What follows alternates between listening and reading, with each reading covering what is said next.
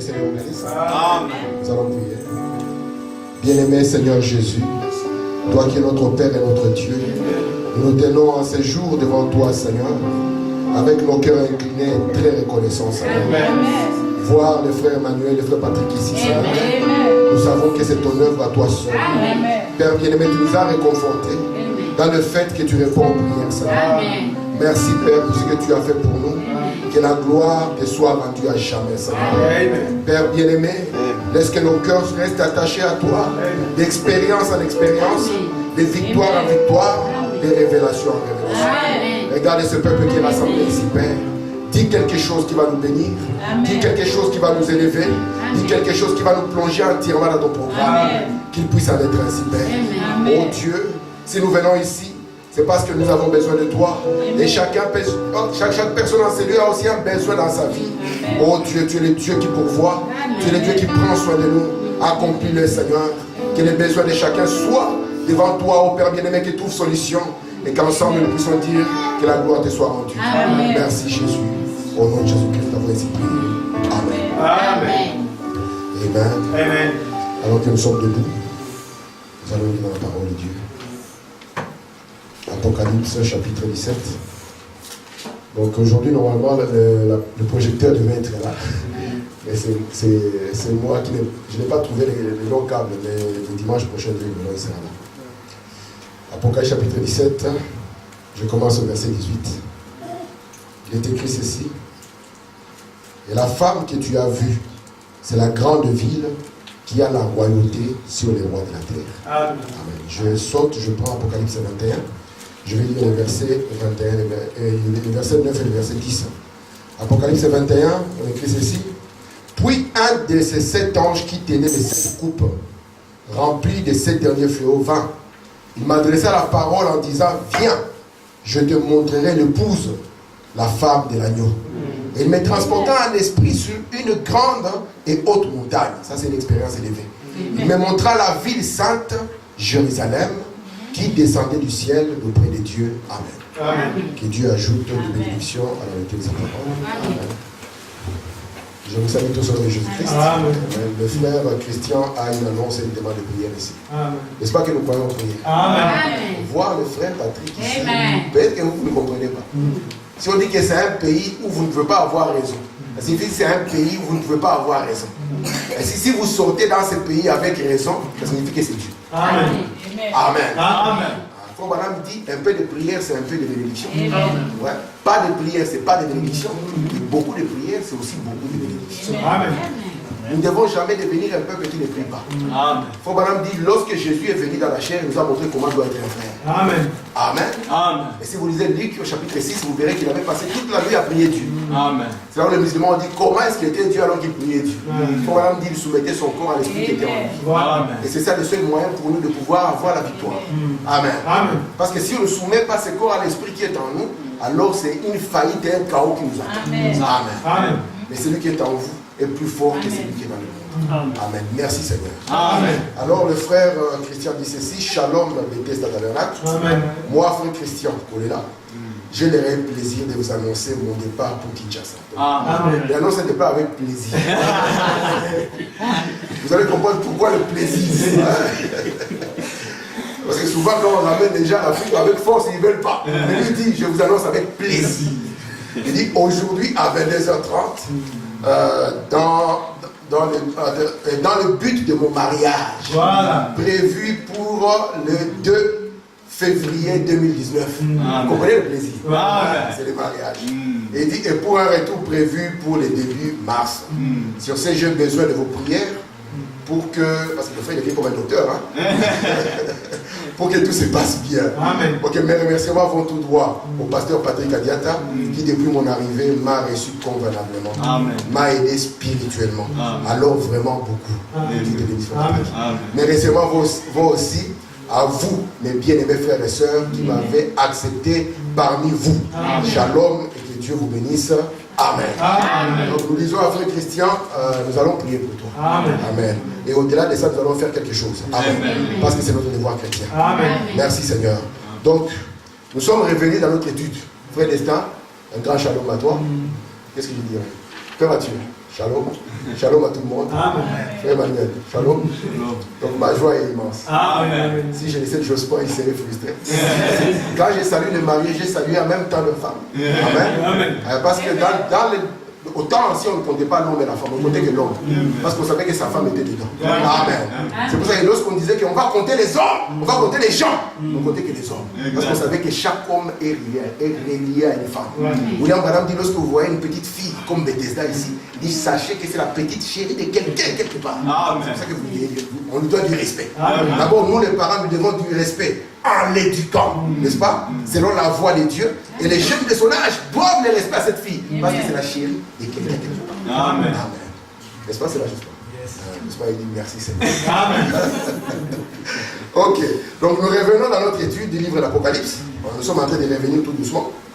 Nous savons que ce livre est un livre qui n'est pas donné à tous. Mais Dieu, dans sa grâce, nous l'a donné à nous. Amen. C'est un livre que Jésus a écrit, mais il a réservé au peuple du temps de la fin. Amen. Parce que beaucoup de gens ont cherché à le percer. Ils ne l'ont pas percé. Parce que Dieu avait dit, cela ne viendra pas à leur temps. Amen. Mais cela viendra au temps de l'aigle, au temps de Branham. Parce que Frère Branham dit, dans Messieurs, quelle heure est-il? Il dit, le ministère de ce 7e ange, c'est uniquement mystère. Amen. Amen. Et ce livre est mystérieux. Amen. Nous avons vu, Frère Branham nous montre, dans ce livre ici, lorsqu'on parle de la révélation de Jésus-Christ, j'insiste beaucoup sur ça. Ce n'est pas pour nous parler du séjour de Jésus sur la terre. Ça, si nous voulons le lire, nous avons les 4 évangiles qui nous donnent assez de détails. Exactement. Mais la révélation de Jésus-Christ dont il est question ici, il ne s'agit plus de son séjour sur la terre, dit Frère Branham. Parce que quand Jésus se présente ici, dans le chapitre 1er, on va voir que c'est un Christ transfiguré. Amen. Et Frère Branham dit, lorsqu'on parle de transfiguré, il y a trans et figure, ça montre que c'est un changement de figure. Et la révélation de Jésus-Christ qui nous est donnée ici, c'est Jésus-Christ sous la forme de son épouse. Amen. Parce que si vous voulez connaître un homme, si vous voulez avoir la révélation d'un homme, regardez à sa femme. Voyez qui l'épouse, vous comprendrez quel est cet homme, quelles sont ses ambitions, quelles sont ses pensées pour l'avenir. Et aujourd'hui, pour comprendre qui est Jésus-Christ, ne regardez pas dans le passé. Regardez à qui il s'unit. Parce que la parole doit s'unir à la parole. Amen. Mais remarquez, Frère Branham dit, depuis que la Bible commence dans la Genèse jusqu'à ce qu'on arrive dans l'Apocalypse, il y a 2 esprits. Et voilà, madame, vous serez victorieux lorsque vous comprendrez qu'il y a 2 esprits qui travaillent dans la charpente de l'Église. Amen. Et voilà montre que le premier, c'est l'esprit qui était sur Caïn. Et cet esprit va venir jusqu'au temps de la fin. Et Branham va dire quelque chose de merveilleux. Frère Branham dit que Jésus n'est pas né le 25 décembre. Amen. Amen. Est-ce que vous le croyez? Amen. Jésus ne pouvait pas naître le 25 décembre. Une fausse prophétie. Nous savons que cela vient de Babylone. Frère Branham dit que c'était la fête du soleil. Amen. Le diable n'est pas loin dans l'imitation. Parce que Jésus c'est le vrai soleil aussi. Est-ce que vous refusez? Frère Branham dit oui, c'est le jour du soleil, n'est-ce pas? Le jour du Fils. Amen. Mais nous disons qu'il n'est pas l'hiver. Jésus est la vie. Amen. Et l'hiver c'est la mort. C'est pour ça que nous croyons que Jésus est né au mois d'avril. Amen. Jésus est né au mois d'avril. Jésus est né au mois d'avril. Il ne pouvait pas en être autrement. Merci Seigneur. Maintenant, Frère Branham va montrer que l'esprit que Jésus avait quand il était sur la terre, quand Jésus est né, sachez que Judas est né aussi dans la même période. Et Frère Branham nous a donné l'année. J'ai la citation trouvée. Il dit tous 2 sont arrivés à l'an 1. Donc Judas est arrivé, son ami aussi est arrivé. Parce qu'ici il s'agit des jumeaux. Amen. Amen. Judas vient avec un esprit, Jésus vient aussi avec un esprit. C'est pour ça qu'au temps des pentecôtistes, lorsqu'il parlait de cet esprit, en anglais il ne disait pas le Holy Spirit, il disait le Holy Ghost, montrant que c'est un esprit qui vient de quelqu'un. Un ghost, tu vois, le Holy Ghost. Il montrait que c'est l'esprit dont nous parlons ici, c'est l'esprit qui était en Jésus. Exact. En d'autres termes, c'est comment? Le démon de Jésus. C'est un ghost. Le démon de Jésus est sur nous. Donc nous sommes venus possédés par Jésus. Vous voyez ça? Amen. Et eux aussi, il faut même dire, lorsque Jésus et Judas, ils arrivent à la fin de la route, ils vont arriver en même temps. Jésus meurt sur une croix, Judas aussi meurt sur quoi? Sur une croix. Parce que la Bible dit, maudit soit celui qui est pendu au bois. Est-ce qu'il n'était pas pendu? Judas aussi était pendu au bois, Jésus pendu au bois. Ils ont quitté la scène en même temps. Mais Frère Branham me dit, quand l'esprit de Jésus retourne, l'esprit de Judas aussi fait quoi? L'esprit de Judas revient pour oindre la fausse église. Amen. Et l'esprit de Jésus vient oindre la vraie église. C'est pour ça qu'à la fin on dit, on va présenter les deux femmes. Apocalypse chapitre 17, on dit à Jean, viens, tu vas voir la grande prostituée. Elle, c'est la femme de Satan. Et ça ne s'arrête pas. Apocalypse 21, viens, je vais te montrer la femme de la nuit. On pensait que c'est une femme qui va sortir, on voit une ville. Oh, ça aurait été merveilleux, non? Une femme vêtue avec des versets. Hein? C'est merveilleux. Mais on voit, c'est une ville qui descend du ciel. Alléluia. Merci Seigneur. Amen. Amen. C'est ça la femme de l'agneau. Merci Seigneur. Et nous avons vu que la femme de Satan, vous vous souvenez, lorsqu'on l'a décrit, on a dit que c'est une ville. Exact. Bâtie sur 7. Vous connaissez leur nom? Le premier s'appelle Lavande. Le deuxième, le Caïnus. Le troisième, le Capitole. Le quatrième, le Skélin. Hein? Le cinquième, le Palatin. Le sixième, le Quirinal. Le septième, le Virinal. Si tu veux les visiter, direction Rome. Tu vas trouver une femme assise sur cette montagne. Quand je dis, mais où est la femme? C'est la femme. Elle est assise. Exact. Et sur elle, là, il y a un esprit. Amen. Une onction. Amen. Amen. Nous allons suivre cette onction au cours de l'histoire. Vous allez être étonnés de voir que les choses que nous voyons aujourd'hui au milieu de nous proviennent de là-bas. Amen. Amen. Mais de l'autre côté, il y a une ville. Amen. De perles. Amen. Si vous regardez ses fondements, Amen. Amen. C'est exactement ce qu'Aaron portait sur lui. C'est pour ça qu'on dit que nous sommes bâtis sur l'enseignement des apôtres et des prophètes. Jésus-Christ de lui-même, la pierre angulaire. Mais nous savons que nous devons aller de la pierre angulaire jusqu'à la pierre de fête. Et lorsque nous arrivons à la pierre de fête, cette ville n'a plus besoin de lumière. Seul l'agneau et sa lumière. Amen. Merci mon Dieu. Amen. Alléluia. Est-ce que ça va bien? Amen. Si vous vous souvenez dans notre étude, nous avions aussi vu que les 7 là, n'est-ce pas, vous avez vu qu'il y avait 7 têtes, n'est-ce pas? Amen. Remarquez un peu, ce qui m'a toujours intrigué, frère Patrick. Lorsqu'on a commencé à montrer les 4 animaux du temps de Daniel, vous vous souvenez de ça? C'est la répétition. Parce qu'on ne sait plus revenir à zéro. Si vous voulez, les vidéos sont là. Amen. Amen. Alors lorsqu'on a commencé à parler qu'il y avait une bête, n'est-ce pas? Qui avait combien de têtes? Elle avait combien? 7. Et combien de cornes? 10 cornes. 7 têtes et 10 cornes, n'est-ce pas? C'est une bête qui était tellement épouvantable. Elle faisait peur. Mais lorsque Jean a vu, parce que Daniel a vu seulement la bête, toute seule. Mais lorsque Jean a vu la bête, il a vu qu'il y avait une femme qui avait dompté la bête. Et c'est terrible. Une bête qui écrasait tout. Mais une femme est parvenue. Là où aucun homme n'est pas parvenu, une femme était en train de chevaucher cette bête. Terrible. Et cette femme, elle était ivre du sang des saints. Et lorsque Jean a regardé cette femme, il a été frappé. Premièrement par sa beauté. Elle était belle, d'une beauté incroyable. Mais Branham dit avec un cœur cruel. Amen. Lorsque Branham a parlé de cette femme aux États-Unis, tout le monde a crié Hillary Clinton. Nous avons dit stop. Vous la trouvez belle? Mais c'est la même femme que Jean avait vue.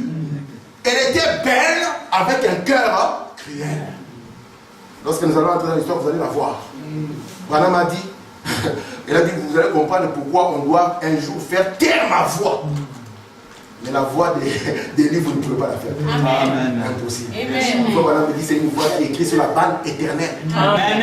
Je répète, Branham dit, cette voix est écrite sur la bande éternelle. C'est terrible. Amen. Merci Seigneur. Amen. Et nous avons vu que les 7 têtes étaient aussi 7 rois. Et les 7 rois montraient l'esprit que cette femme allait avoir. Et Branham nous a plongé dans l'histoire. Nous avons pris de Jules César jusqu'à Néron. Et puis de Néron jusqu'au dernier, selon ce que Frère Branham nous avait dit. Les balles. Hein? La vidéo, parce qu'il n'est plus le temps de revenir. Nous avons vu que la première tête c'était Jules César. La deuxième tête c'était Auguste César. La troisième c'était Tibère. La quatrième c'était Caligula. La cinquième c'était Claude. Parce qu'on a dit 5 sont tombés, un existe. Branham dit c'est Néron. Il a dit que celui qui viendra après Néron, il restera 6 mois. Nous avons vu que c'est Galba qui est arrivé et qui est resté 6 mois. Et la Bible nous avait dit que la bête elle-même, ça sera un 8e qui sera du nombre de 7. Et Branham a dit c'est quoi? C'est cette église, mais qui porte en elle le même esprit. Le même esprit. Parce que la première personne a commencé à s'attaquer aux chrétiens, c'était Néron. Il a commencé à tuer les gens. Et même notre apôtre Paul est mort sous les règnes de Néron. C'est pour ça qu'on a dit Rome a toujours été l'ennemi de Dieu. Amen. Amen. Ce qui est terrible avec Jules César a reçu une onction qui venait de Babylone. Il a reçu un titre, on l'a appelé le Pontifex Maximus. Il était le chef religieux et le chef politique. C'est que le pape est encore ce soir. Exactement. Il est le chef politique parce que le Vatican c'est un pays. Exactement. Et c'est lui le président. Donc tu peux avoir un passeport du Vatican. Exactement. Citoyen du Vatican. Il a même des ambassadeurs. On les appelle des nonces apostoliques. Au Congo, ils ont osé parler quand personne n'est parlé. Mais comme ils sont dans le conciliabilité politique, ils ont dit, nous connaissons les vainqueurs des élections. Toi, tu peux dire ça. Tu dis ça, tu dis, nous connaissons, avant de venir vainqueur, tu es déjà mort. Mais ils ont dit, nous connaissons les vainqueurs des élections. Qui les a touchés? Personne ne peut les toucher. Parce que leur force est grande. Exact. Mais, souvenez-vous, c'est dont les noms ont été écrits dans les livres des vies de l'agneau. Voilà me dit, dès avant la fondation du monde, et ils ne pourront jamais adorer la main. Amen. Merci. Amen. Amen. Et regardez maintenant. Je commence à revenir tout doux à ce que ces deux esprits ont fait. Je suis dans la vision de Patmos, paragraphe 127. Faubanam dit ici, d'ailleurs, Christ n'est pas né le 27 décembre. Il ne pouvait pas l'être. Si vous avez déjà été en Judée, les collines sont couvertes de neige.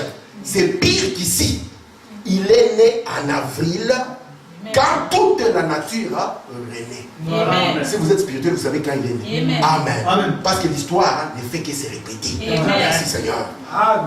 Nous n'avons pas besoin de la forme. Si Jésus vient dans la forme de frère Christian, nous dirons c'est Jésus.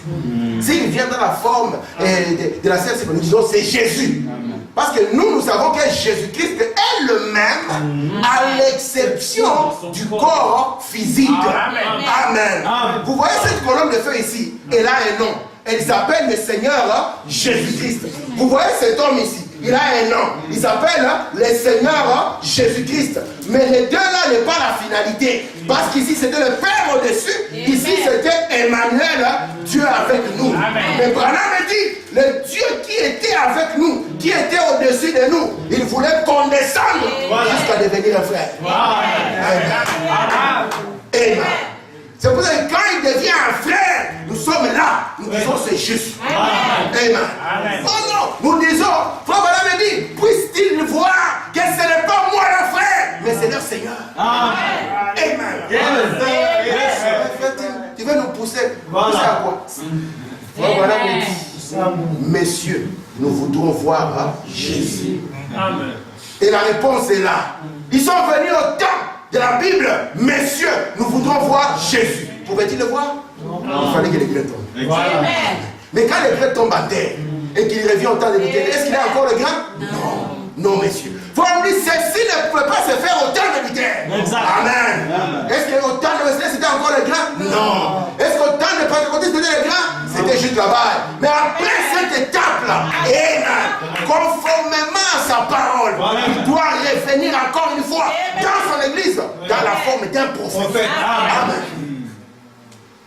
Amen. Yes. Amen. Lorsqu'on va voir, vous allez comprendre pourquoi il doit revenir dans la forme d'un prophète. Vous savez que le diable aussi a trois chevauchés. Il commence par un esprit. Il est au-dessus aussi. Il va aussi se montrer comme le Père. Et on l'appelle l'Antichrist. Après, l'Antichrist devient le faux prophète. On n'a pas dit le faux pasteur. On n'a pas dit le faux évangéliste. Non. On n'a pas dit le faux docteur. On a dit le faux quoi? Le faux prophète. Parce que le rôle de prophète, la parole ne vient qu'à qui? La parole ne vient pas à un pasteur, qu'on ne te mente pas. La parole vient au prophète. Amen. Parce que c'est sous ce ministère-là que Dieu peut s'incarner. Amen. Vous comprenez ça? Amen. C'est pas ce ministère. C'est pour ça qu'on dit qu'il commence par l'Antichrist. Amen. Il devient faux prophète. C'est un démon. Après cela, le démon sort et lui, il s'incarne, il devient la bête. Et Branham dit, et de l'autre côté, Dieu fait aussi la même chose. Qu'est-ce qu'il fait? Il passe de la justification à la sanctification, de la sanctification au baptême du Saint-Esprit, du baptême du Saint-Esprit au Dieu incarné, on continue, ce qu'il en est maintenant. Amen. Vous voyez ça? De l'autre côté, il essaie d'imiter. Lui aussi dit, je suis prophète. Oh!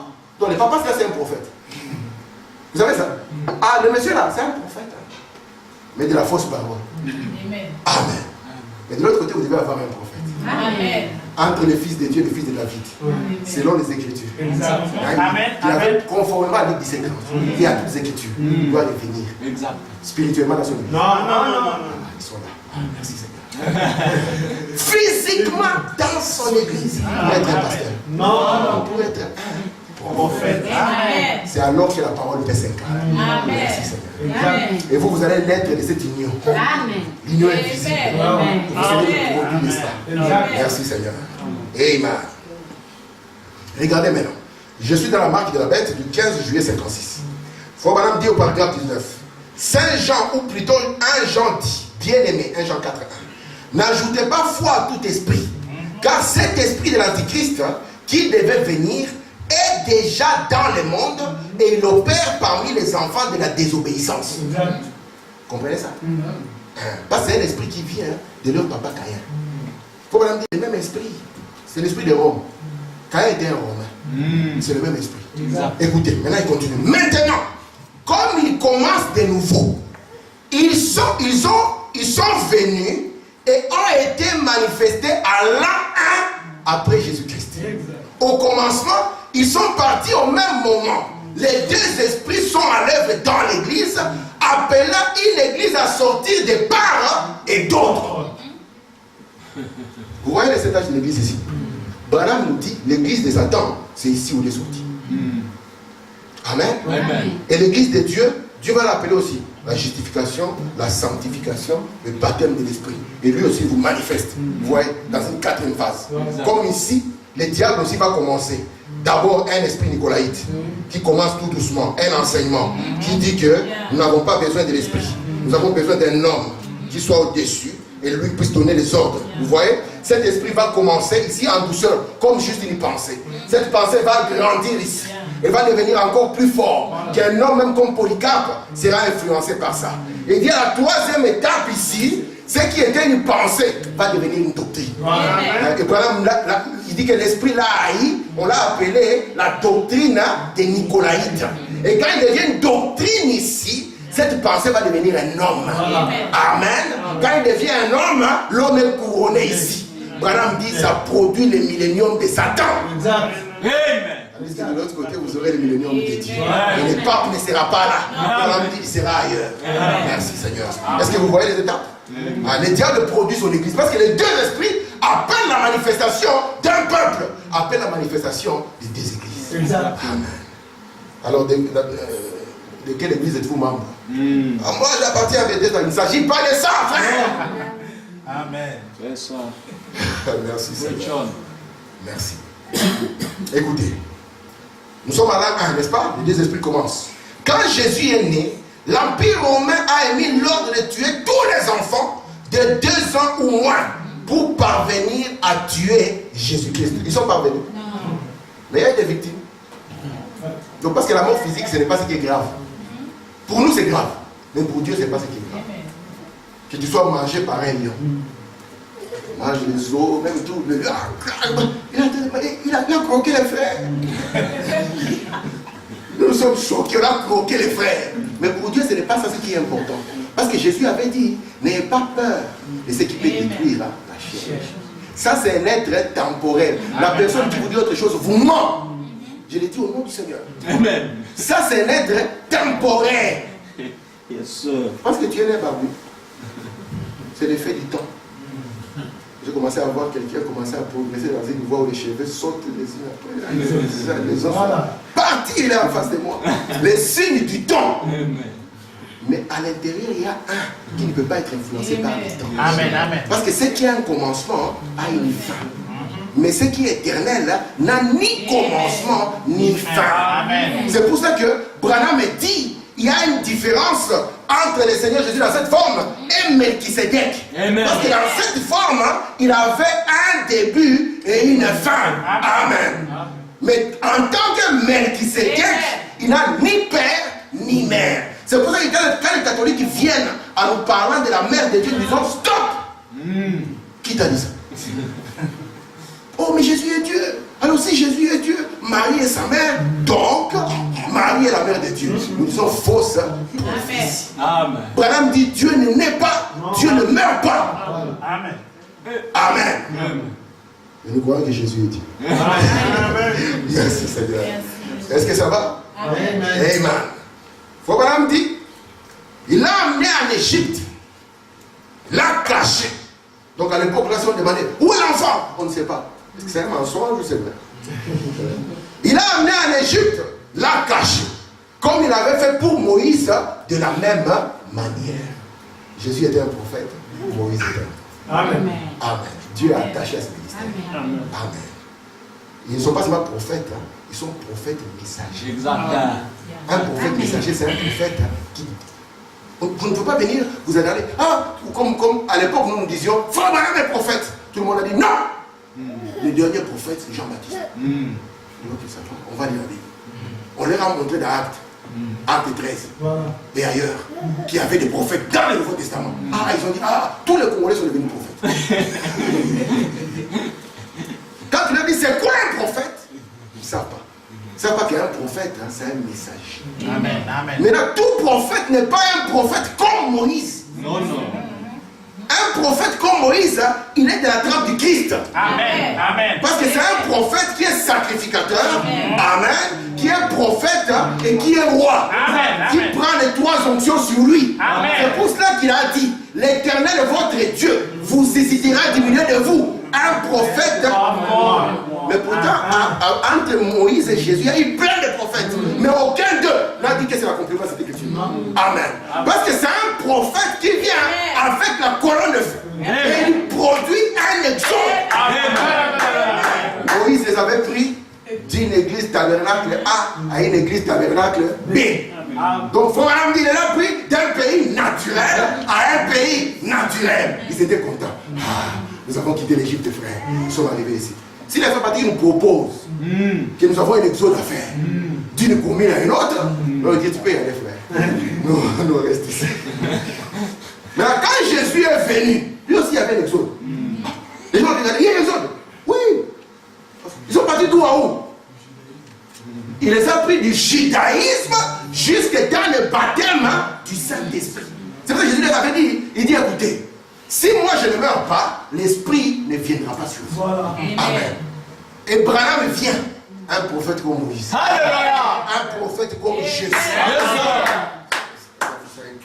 Non. Moi, ça me fait du bien. Branham vient, je répète. Un prophète comme Moïse. Vous savez, la première fois que j'avais lu le nom de Frère Branham, c'était dans un journal des catholiques qui parlait contre les sectes. Ils ont écrit William Branham, un prophète comme Moïse, un prophète comme Jésus. C'est un journal qui sortait en Côte d'Ivoire, ça s'appelait Pirogue. J'ai fait encore chercher sur le téléphone, vous verrez William Branham, prophète comme Moïse, prophète comme Jésus. J'ai dit ça, il dit, ces frères sont perdus. Mais un homme n'est pas un prophète juste par sentiment. Le ministère de Jésus avait deux attractions visibles et la troisième était le jugement. N'est-ce pas? Ouais. Moïse n'avait pas les mêmes choses. Qu'est-ce que Dieu avait dit à Moïse? Il avait donné des signes. Il a dit alors s'il ne croit pas, prends l'eau, verse, le jugement va venir. Amen. C'est un prophète qui a un premier but, un deuxième but, un troisième but. Toi maintenant qui t'es dit prophète, où sont les buts? Parce que Branham, lorsqu'il arrive à la fin de son ministère, le troisième but, ça devient le couronnement, l'ouverture des gens. Alléluia. On peut prendre l'histoire, on navigue dans l'histoire. On dit, c'est le premier saut, frère. Les deuxièmes sauts, les septièmes sauts, c'est là-bas. C'est autant de Branham qui s'est là. Amen. Mais l'acteur reste toujours le Seigneur. Amen. C'est pour ça que Branham a insisté. Si nous baptisons l'église sur Jésus, comme il a été en Galilée, nous rejetons l'Apocalypse, sans le savoir. Or, nous ne devons pas faire cette erreur. L'église n'est pas bâtie sur l'homme Jésus.